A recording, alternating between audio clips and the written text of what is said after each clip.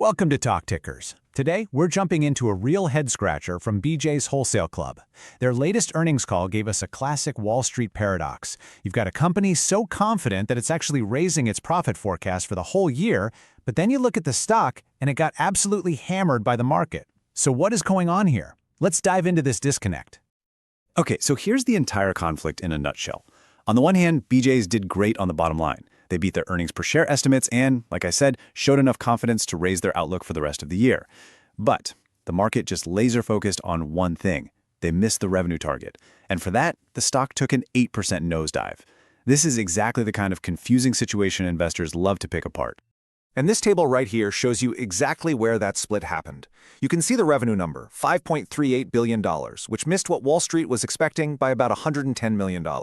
But then, look at the earnings. Through some really smart management, they managed to squeeze out $1.14 per share, which was a solid 5 cents better than expected. So the story is, they sold less stuff, but they made more profit on the stuff they did sell. Now, if you're looking for the smoking gun, this is probably it. This metric, comparable club sales, is a huge deal for any retailer. It tells you how much growth you're getting from your existing stores. The Street was looking for 3.2% growth. BJ's came in at 2.3%. Now, look, it's still growth, which is good. But that miss, that nearly 1% gap, well, it signaled a slowdown that investors just couldn't shake off. But let's flip the script for a second and look at what management is so excited about, because their side of the story is all about long-term strength. And it all starts with this number, a record 8 million members. I mean, think about that. That's a 55% jump since they went public just a few years ago. It tells you that their core business model is working and people are signing up in droves. And here's the magic of that warehouse club model. What do those 8 million members get you? They get you this. A 9% year-over-year jump in membership fees. That's over $123 million in high-margin, super predictable income. This is the engine that keeps the company humming, even when what's in people's shopping carts goes up or down. And let's be clear, they're not just a brick-and-mortar story anymore. Not even close. Their digital sales shot up by an incredible 34%. This isn't some leftover trend from the pandemic. It shows that their big investments in things like buy online, pickup in club are really paying off and making them a go-to for their growing member base. So really, the story of this quarter is this giant tug of war. On one side, you have BJ's just executing its game plan perfectly, improving fresh food, crushing it in digital, opening new stores. But on the other side, they're running straight into a wall of things they have absolutely no control over. And their CEO, Bob Eddy, was refreshingly honest about the mood out there. He said shoppers are getting choosier with their dollars. And that makes sense, right? With worries about inflation and tariffs, people are thinking twice before they grab those bigger, non-essential items. And here's a perfect example of how that caution got cranked up to 11 by something as simple as the weather. It was unusually wet and cold in the Northeast, which is their home turf. So who's buying patio sets or a new grill? Nobody. Sales for those big-ticket seasonal items fell by double digits, and that really dragged down the overall numbers for the quarter.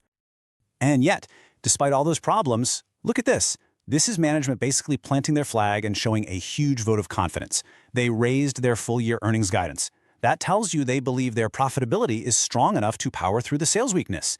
And they kept their sales forecast the same, which suggests they think the issues from this quarter were just a blip. You know, their optimism isn't just wishful thinking. It's built on a really solid foundation. They've got that record membership base, they're consistently taking market share from their competitors, and, this is key, they have a healthy inventory position. In other words, they're not stuck with a bunch of warehouses full of unsold lawn chairs heading into the holidays. That is a huge advantage. Which brings us to the million-dollar question. What's the play here? Is the market right to be so negative? Or is this a short-sighted overreaction that's actually creating an opportunity? Now, keeping in mind this is just for educational purposes, let's explore one way you could strategically think about that question. Okay, so how might you approach this? Well, there's an option strategy that's basically built for this kind of situation. It's designed for when you think a stock has been unfairly punished for temporary problems. It's a way to bet that the market just got it wrong and will eventually correct itself. And it's definitely a bullish way to look at things. Let me break that down in a much simpler way. Just think of it in two parts. First, you make a bet that the stock has probably hit its low point and isn't going to fall much further. For taking on that risk, you get paid a little bit of cash. Then, you take that cash you just collected and you use it to buy a lottery ticket, an options contract that gives you the chance to make money if the stock rebounds, just like you think it will. So the whole idea here is that you're betting the market got spooked by short-term noise, the weather.